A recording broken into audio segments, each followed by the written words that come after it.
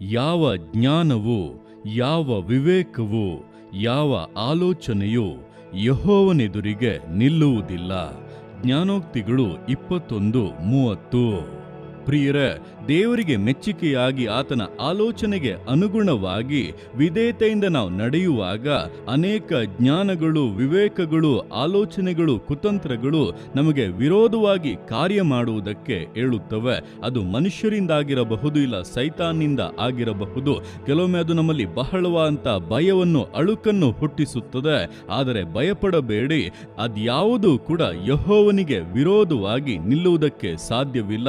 ಆತನು ಸರ್ವಶಕ್ತನು, ತಾನು ಆಲೋಚಿಸಿದ್ದನ್ನು ನೆರವೇರಿಸುವವನು ಆಗಿದ್ದಾನೆ. ಆತನು ನಿಮ್ಮೊಳಗೆ ಇರುವುದರಿಂದ ನೀವು ನಿಶ್ಚಯವಾಗಿ ಜಯಿಸುತ್ತೀರಾ, ಸಾಧಿಸುತ್ತೀರಾ, ಪೂರ್ಣತೆಯನ್ನು ಹೊಂದುತ್ತೀರಾ. ದೇವರು ನಿಮ್ಮ ಸಂಗಡ ಇದ್ದು ಈ ವಾಕ್ಯಾನುಸಾರವಾಗಿ ನಿಮ್ಮನ್ನು ಆಶೀರ್ವದಿಸುವರು. ಆಮೇನ್.